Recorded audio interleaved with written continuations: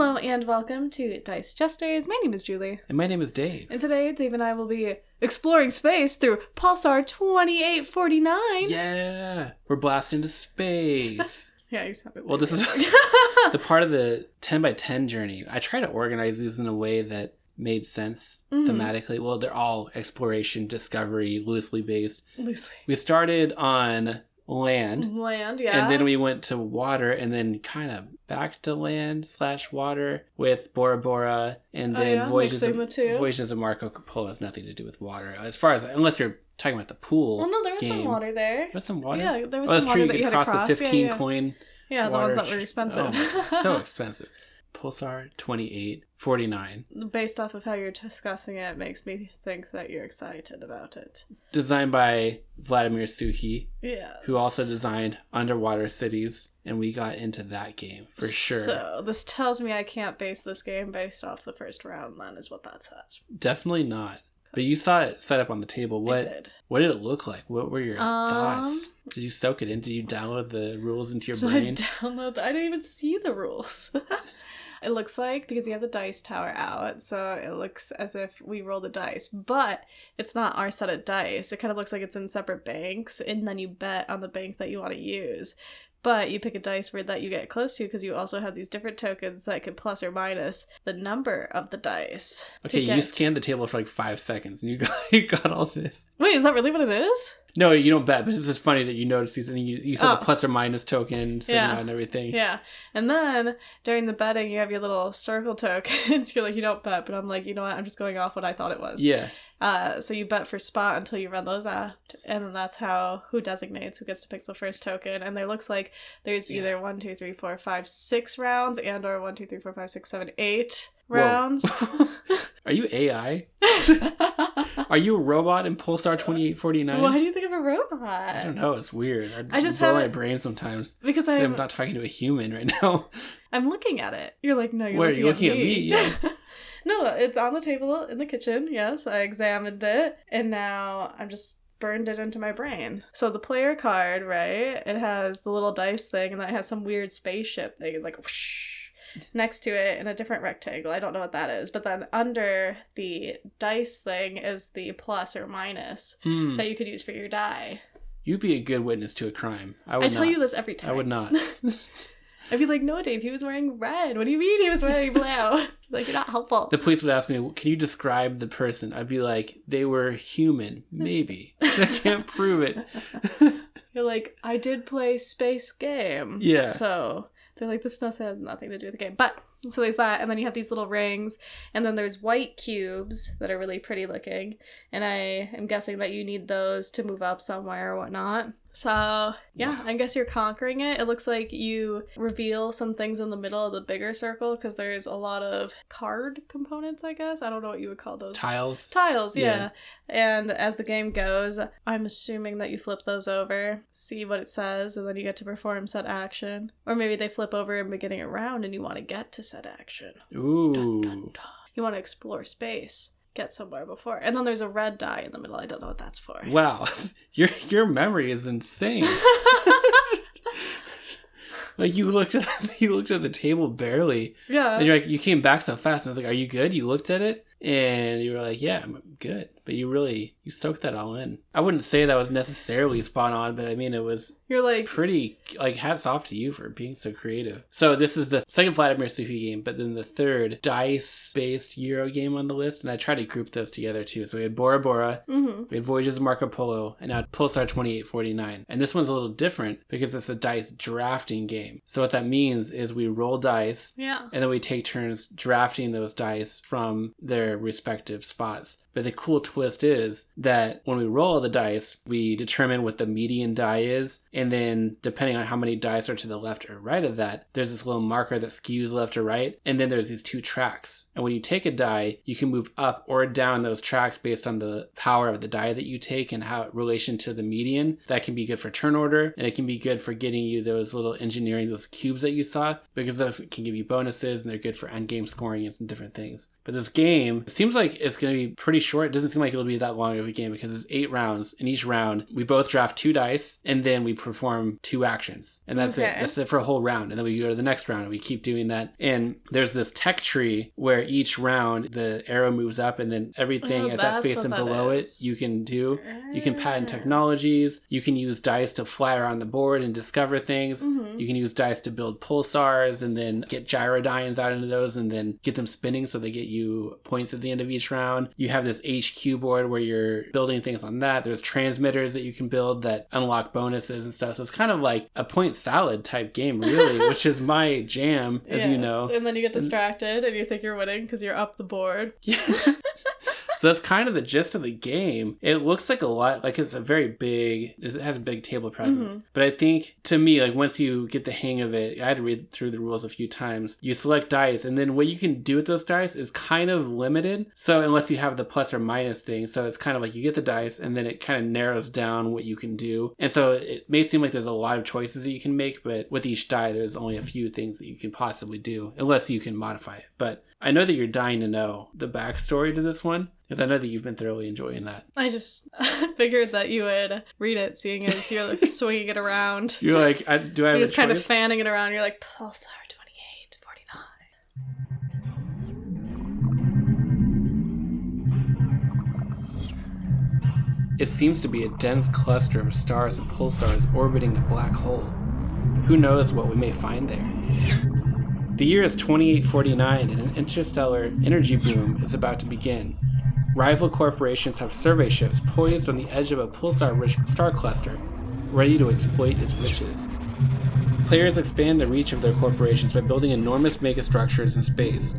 Gyrodynamic generators spin around pulsars and transmit power instantaneously across vast distances. Energy transmission arrays redistribute this energy to remote planets that survey teams have recently discovered. The frontier is open for business. So there you have it. Yeah. Yeah, I know you were like trembling with adrenaline as I was reading that.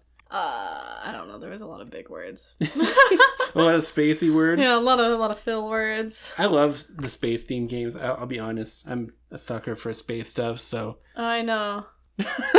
We could play the game Operation. If it was alien themed, you'd be in. I would. Yeah, Did they make alien themed Operation? They make Shrek themed Operation. Shrek Operation. So I'm sure they have alien. That's funny. You want that? Would you like that? I think it'd be fun to do that. You like Operation? No, I feel like it would give you like a mini heart attack. Yeah. Anything with fine motor skills. Oh. I feel like the like scary zap would scare you. What happens if it made like an alien noise? Like be-doo-doo?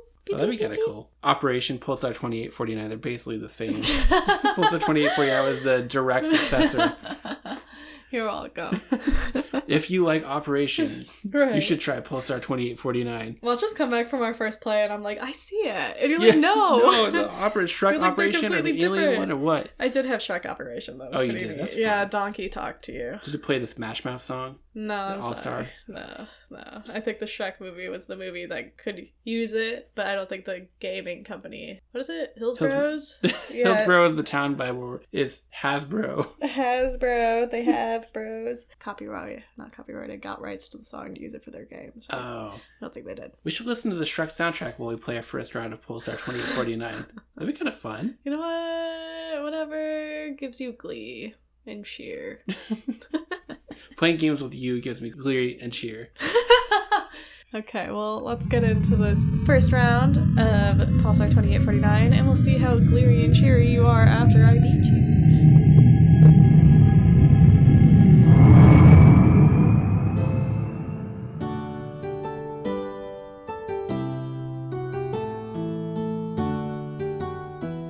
And we are back after our initial round of Pulsar 2849. Thank you for helping me with that. And you're welcome. Yeah, my like mini prediction in the beginning was correct. Just call me a genie. What was your mini prediction? But after my first play, I would feel indifferent about it. Oh, that's been your prediction across the board. That from here on out, you'd probably feel that way. For his games. For his games, yeah. Yeah, because Aquasphere was this other game, right? No, not Aquasphere. Underwater Cities. What's happening? It's magical. Oh, because we're talking in sync? Yeah. No, it's just because you know what I'm trying to say that I don't know how to say. That's all I'm here it to is. help. Thank you. Yes, so for Underwater Cities, I was like, I don't know if I'm going to like this game. And then after 3 plays, I was like, Or was it when you won for the first time that you're like, okay, maybe this game's okay? No, it has nothing to do with I have this theory lingering in my head that you will like a game when you win it. That's not true. That's not true. It's not true. No, because I like Azul. I like Dominion. Those games, you have a higher win percentage. But you also have a track history of winning the game at some point.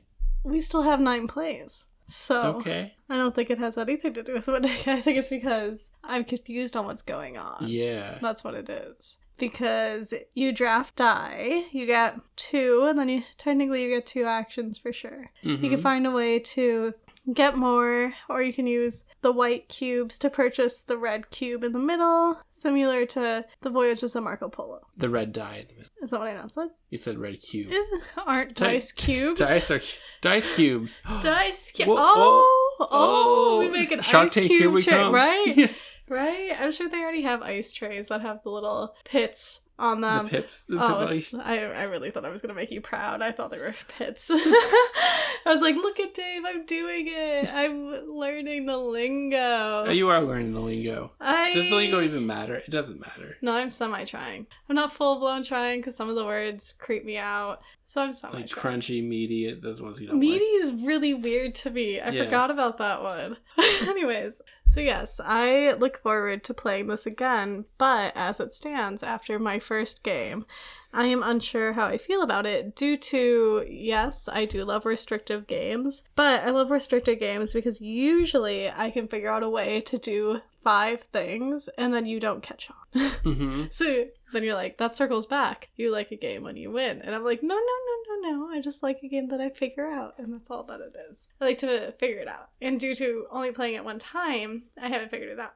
Which is interesting because I know some people who've only met, well, I don't know them personally, of course, but I've watched some people who played this game one time and never picked it up again, and then based their review on that. On one play. On one play. Because I feel like playing this one time was truly a learning round. Yeah. We were getting through it. We were going through the motions. We're trying to get the turn order thing down, the round structure down, figure out the end game scoring. But it was almost as though we were moving through those motions to just learn the game, even though I'd read the rulebook a few times. This game has a lot going on, but that's not necessarily a bad thing. But first impressions of Pulsar 2849. It's a large game. It's a large game. It's not that we don't like complexity or depth to a game, but this game has so much going on where it feels a little fiddly. Well, I was thinking about this as we played through our first round, about how much time it took me to learn the rules, because I had to read the rulebook a few times. And the first time I read it, it was like kind of confusing without watching the video. This is the first game that we've played where I had to watch playthrough videos or video explanations of the rules, because some things just didn't click when I was reading through the rulebook. And then when we played it, there's something about it that stood out to me. And that's the fact that each round, you only perform 2 actions. And those actions happen like that. They're boom, boom, quick. like done. But around taking those actions, there's this whole dice drafting thing, which is interesting because you take the dice and then you can move up and down these tracks for turn order, but then also to get these engineering cubes, which I'm sure are more beneficial than we actually utilize them for. But then you take your actions, that's over really quick. And then there's this whole end of round upkeep, checking all these different things for points, ongoing bonuses, and resetting turn order, re-rolling the dice, and there's all this stuff, all these steps that you want to make sure that you're not missing anything. And then you reset and you do it again. And it's like, for the amount of time that you actually spend performing actions in this game, I would say 80% of this game is upkeep. 20% of it is actually taking your turn,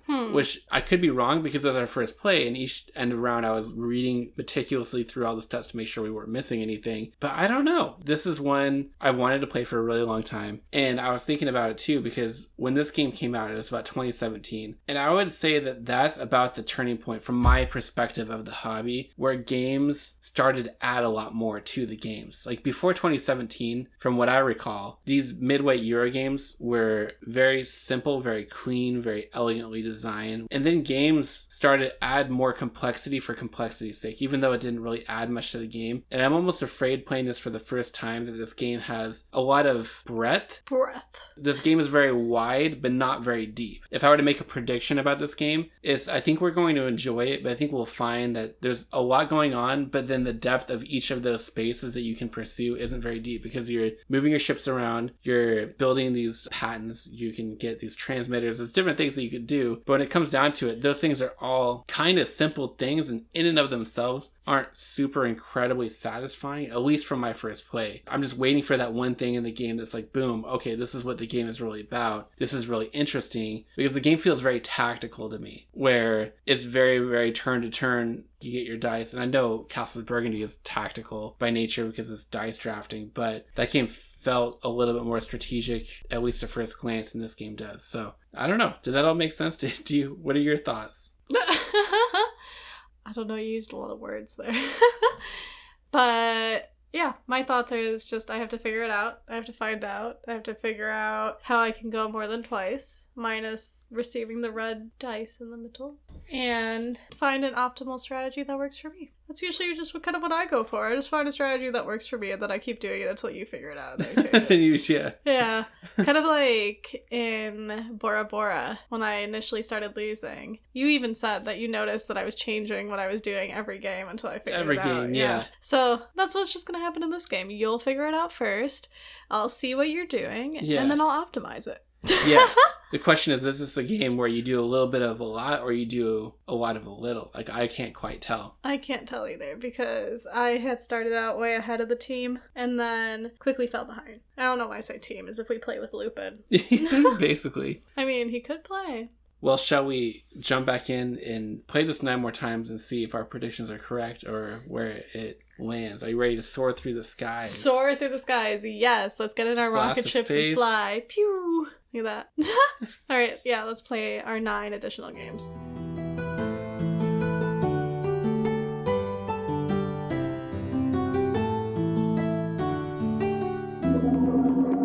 And Dave and I are back after our 10 plays of Pulsar 2849. Okay, I don't know. I was having a shadow there. I think I did that before too. Did you really? Yeah. Oh. I do get confused on if it's like 2948, because in my mind that just sounds correct. What does 28 and 49 mean? Like, is it a space I think it's supposed to be a year. Oh! And I don't know for sure, but so there's this whole line of games or style of games that are called 18XX games. Okay. That are train games that take place in the 1800s. So it's like 1849, I don't know the actual names, but just to give you examples. So Pulsar 2849, I think, is meant just to be a take on that maybe, but it takes place in space. Takes place in space? So, yeah, for this game, we played it 10 times. And in that 10 times, I genuinely thought I was going to leave the 10 games. We're going to give up. No, I mean, like, I thought I was going to have zero wins. Oh, 0 wins. Yeah, because you won like 5 in a row. I did. The first 5. Wasn't it good? Or at least the first 4. And then I think maybe I won. And then you had won. And then after you winning one last time, I had won. I giggled and said, got it. No, I'm looking right now. I won the first 5. You won the last 5. Okay, so you won the first 5. Then I giggled and said, got it. You're not going to win again. And then you didn't. I was so close. Each of those rounds, I was like 5 points off, 6 points off. Like, so close. 6 points? Nah, I had 188 and you had like 160 something. No. Yeah. Okay, let's look at breakdown average scores. Okay. Oh, okay. We're gonna break down average scores. So win percentage, 50% each. I won 5, you won 5. Naturally. My average was 161.9. Mm-hmm. Yours was 157.7. That's because the first rounds I had a very low score. Okay.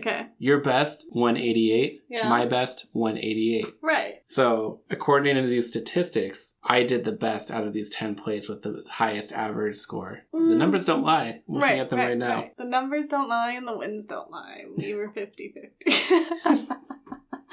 So did we have fun? That's the question. Well, Wait, was this jester cheerworthy? Yeah. Well, before we get into that, during the first impression, I remember saying that I think this is going to be maybe like Underwater Cities. I'm going to give it a chance, you know? Maybe I'll end up liking it. No, it wasn't like Underwater Cities. I would be okay if I never played that game. Wow, we're jumping straight to the keep it to play or trade it away. So this is a strong trade it away for you. Yes. I'm curious about that because my first impression of it, which I talked about in my prediction, was that the game potentially would feel like it was wide. Like I said, it'll have a lot of breadth, but not a lot of depth. And I think that came true for me. But Underwater Cities, that's kind of what I thought initially. But then I was like, oh, there's all of this hidden strategy that I didn't realize. And each game we played, I liked it more and more. To the time we got to the 10th play, I was ready to keep going. I didn't want to finish it. This game kind of had the opposite effect. It was like the more I played it, my enjoyment of it went down to the point where the last play, I didn't. And you were like looking at me like it's because you stopped winning the game. That's why it went down. And I'm looking at you saying, maybe that could be it. But in previous games where you were apprehensive in the beginning, your enjoyment of it was on the incline as you started to win. Like Underwater Cities, you didn't win, I think, the first few plays, and then you won, figured out the strategy, and then you enjoyed the rest of them. And so after the 5th play, each time you won, I looked at you and I was like, do you enjoy the game now? Are you liking it? Has your opinion changed? Because we don't like necessarily talk about our strong opinions of a game as we play. We kind of keep it for these discussions. Like, oh, we gotta save that for when we sit down and record. But it leaked a little bit, you know, your opinions of the game came out at certain points, and I was wondering if that was changing, and I didn't see it change. No. You went to game number 6, 7, 8, 9, and 10 for each of those. Mm-hmm. Even number 9, number 10, I was like, all right, has your mind changed? Like, no. No. So what was it about the game that makes it such a strong trade it away, where you're leading our final thoughts or discussion experience with that? Well, first off, I think it would be really funny in general if we could somehow just video record us playing raw, you know, where I am not talking to the screen, you're not talking to the screen, we're just talking to each other. Because I think the way I play would baffle some people. Because I think the way we talk to each other would baffle people. Yeah, because when you're playing, you're like, stop singing! You're like, stop moving! Just sit quiet! I almost lost my mind at one point in this round because you do this thing where I'm trying to concentrate. I'm not somebody who can have a lot of stimulation going on around me when I'm trying to concentrate. I'm very narrowly focused. I like having music on when I play or when I'm studying. I was just providing music. But somehow you know every word to any song that exists. Like, I know maybe 5 words to a song of all time. Maybe like Journey, Don't Stop Believin', you know, I'll get the karaoke microphone, even though I don't particularly like that song. But you can hear a song once and remember the lyrics somehow. I'm like, I don't pay attention to words that much when I listen to music. Anyway, I'm getting off on a tangent, but it was distracting because we're listening to this kind of intense, not super distracting music, but then the fact that you are keeping up with the lyrics and reciting every single word every time. There was a point where I was like, silence! I need to think. I'm trying to figure out what I'm doing. You messed up what I was going to do by taking that one die that I needed or taking that action spot that I really needed. Now I need to rethink what I'm doing. I have this die and need to figure out how to modify it to this number. Oh, okay, there's 3 rounds left. Do I go try to get a gyrodyne out to crank out some points there? Do I keep going on my HQ board or what are the endgame scoring objectives? And all that is going through my head with this insanely distracting cadence of a song. I know, I love it because usually you're just like, okay, I'm gonna take this one and then do this and do that, and then I'm moving, but instead of like talking out my moves, you have to pay attention to me because I'm over here like, I'm trying. Do you think it? You're like, What are we doing? My favorite is like rap songs because you can keep up. It's impressive when I'm not trying to concentrate on something else. I know. There's this one song by Eminem where I have to really pay attention if I want to keep up. And you're like, no, you should be paying attention to the game. And I'm like, I'm doing both. Wow.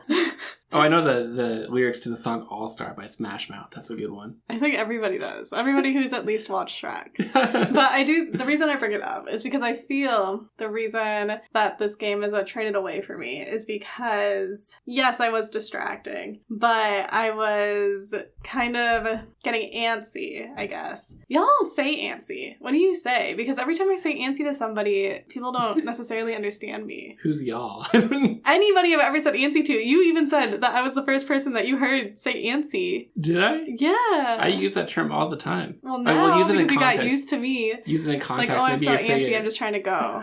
Yeah, no, that's something I say, for sure. I feel like you just started saying it. But anyhow, I get, like, very antsy because you only get 2 moves. Well, you may get 3. You may wiggle your way to maybe 1 more move, depending on if you play your dice right. But you only have 2 moves, right? So, the beginning of the game, you roll the dice, place the dice, draft the dice. Oh, you forgot the important step of determining the median. Oh, and yes. then figure out the shifting arrow. The median. And then for each die you draft, you have those 2 move. tracks, and you have to move one of your markers up and down those tracks. And the pieces are super tiny, and I try to stack them and knock over. Oh, man. Yes. So that plus taking your turn. Taking your turn takes maybe like 2 minutes. Tops. Yeah. Sometimes 30 seconds. Yeah. If you know what you're doing and the other person doesn't take it, 30 seconds, right? 15. 5.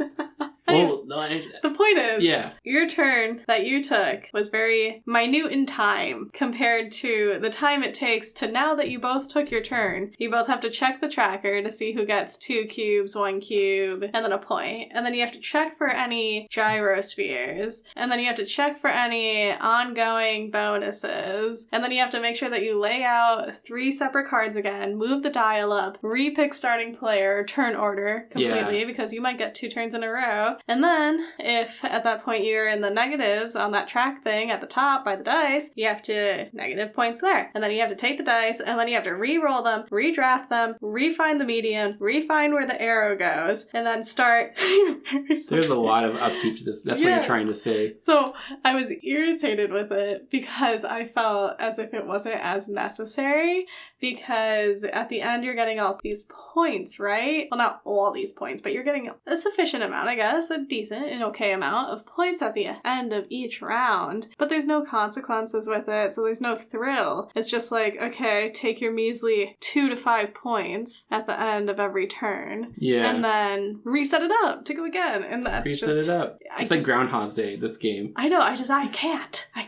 And then playing the game 10 times in a row, and each game is, 8 rounds? Yeah. So we did that like 80 times, the whole setup of the round, the whole production phase where you're assessing like 17 different things. You're looking around the board, okay, I have gyrodynes to a score. I have this end of round production thing on the tech track. I have my transmitters that are online that I flipped over. Give me this. I can trade a cube for that. I get 2. And then boom, now we're going to the next round. Okay, I'm the starting player. I roll the dice. Got to set it all up. Got to determine the median. There's just so much. There's so much going on, but not like in a good way, because you like games. It's become clear over our last 3 10x10s that you like games with a lot going on, but in a meaningful way, where there's things going on to distract you, and there's multiple routes to victory that you have to try to assess, and you have to watch what the other player's doing. Like, oh, what are they going to do? How do I strategize around that? They took that one thing I need to like change my plans, but I have this whole thing that I'm working toward. I'm building an engine. I'm trying to figure out how I'm going to land with the end game scoring stuff. But this game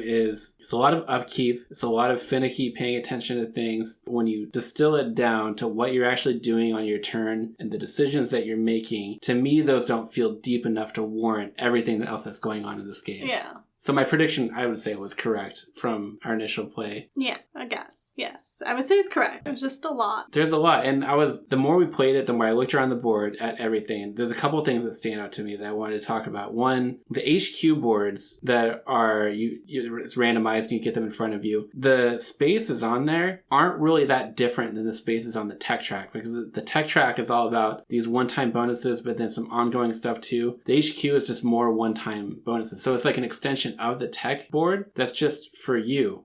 But the stuff that it gives you isn't that interesting. Like, I thought the runs were going to be really cool. When you get that, then there's a certain color. And when you send your spaceship around the board, you can announce that you're going to use one of those runs, cover it up, and then you get bonus points for each space that has that color that you cross over, so you can get points. But the lines that were connected of a certain color were only like 2 or 3. So I'm like, okay, cool. I went through all this work to use an action to fill that space on my HQ board to then get like 5 points. So that stood out to me. And then the gyro, so the the whole point of the gyrodynes is to harness the power of these pulsars, which is the whole theme of the game. It's called Pulsar 2849. But the pulsars, ironically, were probably the least interesting part of the game to me, because you have to spend 3 actions, unless you do some kind of bonus, to get them out. You have to move your spaceship and end on one of those pulsar spaces, which puts a ring out. Then you have to spend an action to get a gyrodyne, which will fill that space. Then you need to spend another action to flip it over and get it spinning. And you think, okay, cool, I did that. But all it does is give you either 1, 2, or 3 points at the end of each round. And then, depending on the round, it'll give you additional bonus points on top of that. And you think that's cool. But I guess I'm finding, and I've learned a lot about my preferences over this 10x10 challenge that we just did, but things that just give you points at the end of each round don't feel that satisfying to me, ironically, because that's the whole point, is to get points. But I like things that give me ongoing abilities or ongoing powers that ramp up. Like at the start of the game, when I do an action, it only produces 1 of this, but by the end it produces like 7, and then I can do all this stuff. In this game, at least from my point of view, didn't have that kind of ramp up. A little bit with some of the tech stuff. But anyway, all that to say, there's a lot going on in this game, but when you look at each part, some of it's redundant, like with the HQ board and the tech track, but then some of it, actually a lot of it, just doesn't feel that rewarding for what you feel like you put in.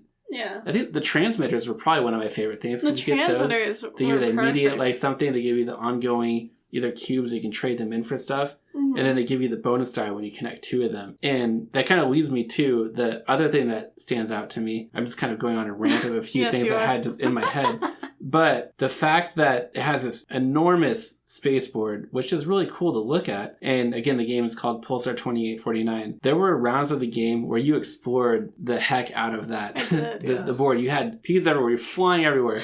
And I like moved my spaceship twice. And I was doing more of like the transmitters and doing that. Our points were not that far apart. I mean, you still won the game, but it goes to show that exploring through space isn't that rewarding in the game. You get these little bonuses. Sometimes the bonus tiles are better than what you actually get on the tile that you land on. But yeah, it was a lot.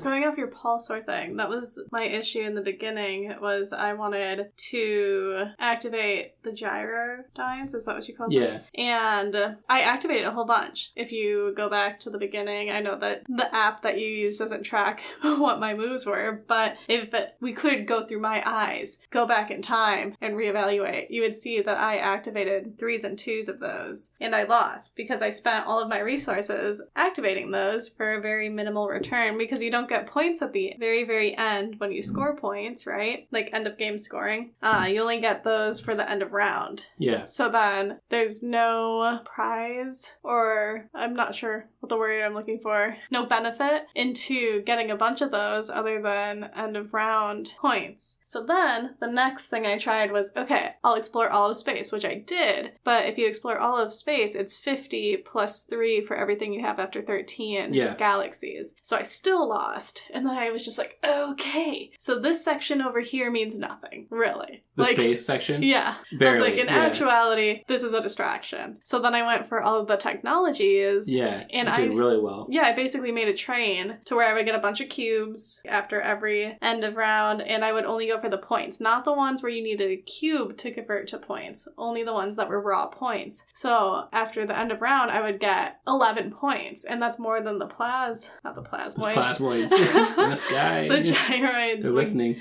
They are. Then the gyrodynes would give you, because sometimes a gyrodyne would be like +4, but the majority of the time it was maybe +1 or +0. Yeah. So I would be better off getting the guaranteed 11. Then with my extra cubes, I would purchase the red cube in the middle so that I would have a third move. So then I would always have 3 moves. With that third move, then I would move around space. I would always use it as my backup. So then I got my points from my technologies, and then I got that high ranking points from space. And I feel by playing that way, it was the most balanced. I understand that you also got the same score as I did, but ultimately, I think if we kept going, the tables would have turned and it wouldn't have been 50-50. I think so. If we played a couple more rounds, we probably would have won, because you did seem to figure it out. You know, I was thinking about it as you were talking. And one thing you haven't mentioned, maybe did a little bit, you said that there's no restrictions in the game. But one thing I first saw immediately when I read the rulebook and after I first played that I hypothesized would become bothersome to you. There's no resources in the game. Not a single one. The cubes are resources. True, but they're not something that you have to use to, well, in a way, because you can use the cubes to pay for a bonus die. Yeah. Or use them to convert to points if you have the transmitters, or use them for end of game scoring to get additional, but they're not necessarily requirements for the game.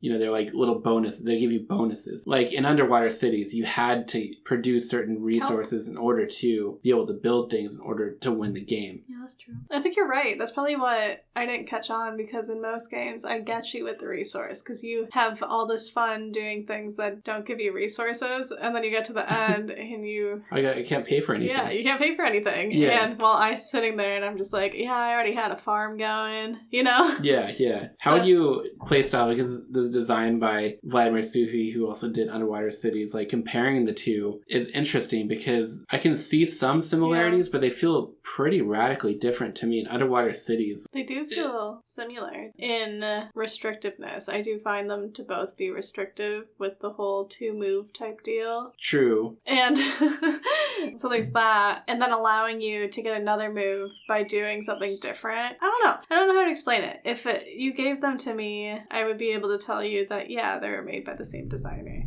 But I think I would tell you that Pulsar 2849 was probably before Underwater Cities. What's interesting to me is the fact that I believe he was designing Pulsar 2849 and Underwater Cities at the same time, where they stemmed from one game idea and then they branched off into different paths. And to me, Underwater Cities feels like the more refined game design. Yeah. There's just something about it that's really smooth. So the big difference that stands out to me is the fact that in Pulsar 2849, you have this whole production phase with a lot of upkeep at the end of each round, but in Underwater Cities, it's only at 4 points in the entire game. There's rounds in between when you're not doing the production thing, so the turns move a lot faster in that game. Okay. Even though there are more rounds, the game length is about the same. You know what? This is random, kind of. If they made the driver die, like you needed at least one by the end of whatever, otherwise you lost points, I think I would like it more, because it would give me a roadblock that I would have to focus on. That's what it is. That's what it is. That's what it is.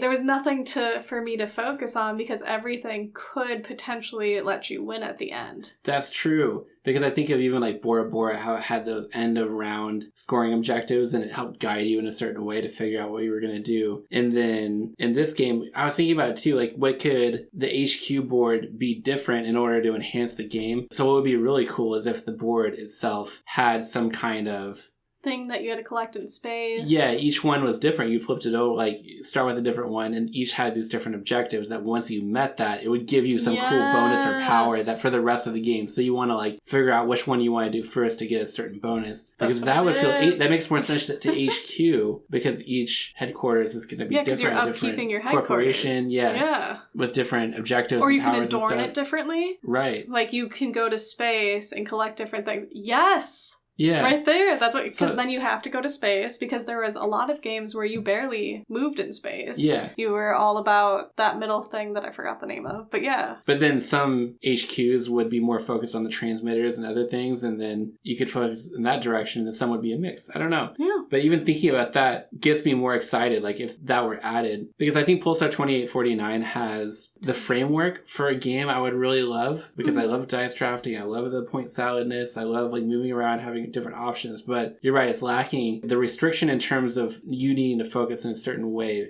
The closest thing to that exists in the game is the end game scoring objectives that you have. But I was thinking about that in our last couple of plays, because those actually don't provide you as many points as you would think, because you worked really hard to do like the 11 stations out in space, or you get the 4 transmitters that are flipped on the line. Like, oh, okay, that scores me 6 points. Yeah. But then you could trade in cubes to get more. But I guess I'm saying you could realistically ignore those and just go really, really in-depth into a different strategy and have it pay off and not really need to worry about it. But if when you completed middle of game objectives, it provided you with some insane power, like that would be really cool. Insane power. Yeah. So think Voyages of Marco Polo, like those kinds of abilities, but they're unlocked once you meet certain objectives within the game. Okay, now you're just losing me.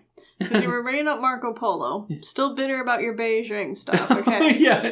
This is a little Mr. fresh. 10 Still points. fresh. Yeah, it's still fresh. We need to go back and play that game, too. Yeah, and we're not using that power. That power is not allowed. Well, we'll see. We'll see. No, I think you're onto something. Minus the overpoweredness. You can unlock it once you finish your HQ. How about that? You can unlock an overpowered thing. We'll see about that. Yeah, we'll see. But in all, at this time, it is a trade it away. Yes. Yes. And it's okay. I still enjoyed playing it because I think with each game that we play, even the traded away ones, we're still learning about our preferences in the games. We're learning a lot about game design, it seems, of what we appreciate, what good design styles are, and when games come along that impress us, it's going to be more meaningful because we've played more games together and we've had a chance to try those different things out. I'm excited for when we find a game that we really gravitate toward and we want to explore the strategy really in depth. I know, me too. I'm very excited. Well, speaking of excitement, our next game in our 10x10 is, David? Race for the Galaxy. Race for the Galaxy, which some people have told me because I had told them what game's coming up, and they said it's similar, and I think you even said that it's similar to San Juan. Yes. Yeah, so we'll find out. I'll tell you more about the similarities when we introduce that. Okay, so I'm excited. So please be sure to join us in our next episode as we continue exploring the galaxy in our next game. And thank you for joining us today for Pulsar 2849, as it has been quite the journey to get through it. And if you would like to join us on Instagram, our Instagram is @thedicejesters. There you can see cute pictures of Lupin, board games. I'm sure that's really what you're interested in, is the board games, but Lupin's there, my Lulumians. And then, of course, you can see what Dave and I look like on that platform there. We're also on Patreon, where you can get some behind the scenes of Dave talking about his point of view, because these are usually my point of view for the most part, just because I'm the new player. I'm officially a year in. It's official. Last week was our official on the 25th of June. We're in June.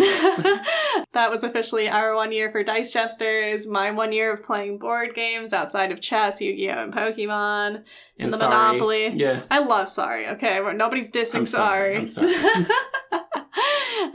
Hopefully by this point we're not going to play a game like Race for the Galaxy or Pulsar 2849. You'll say, you know what this reminds me of? Monopoly. I'm going to say it now. Yeah. You wait. I'll probably forget by then. But so you can find that out on Patreon. We also have the intro videos on Patreon as well, of just kind of just behind the scene content, just so, little things like that. And we do discuss things we do outside of board games. I know that board games are amazing and everything, but we do things that aren't board game related. Sometimes. We do have our June update posted, which is it's pretty fun. I like the June updates one. about Philip. Updates about Philip, but there's an update about Lupin that really gets Dave's blood boiling, I must say. Oh, yeah. And it's for free. What are you talking about? Oh, yeah. So it is a public one, so you don't necessarily have to join. But if you go over to our Patreon, you can check it out there. And then, if you want to join because you're there, that's pretty neat. You can join for free, too. Yeah. So, either way, it helps us. It helps us get noticed on the Patreon app as new people, so that's fun too. We are on YouTube. There will be more updates, like my top 5, stuff like that. Those will be coming out more as well as we figure out what we want to share on YouTube.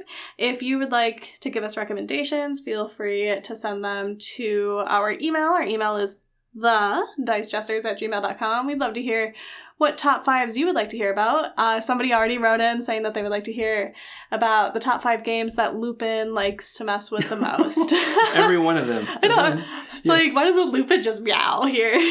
Meow for, 30 to 45 minutes it takes Dave and I to talk.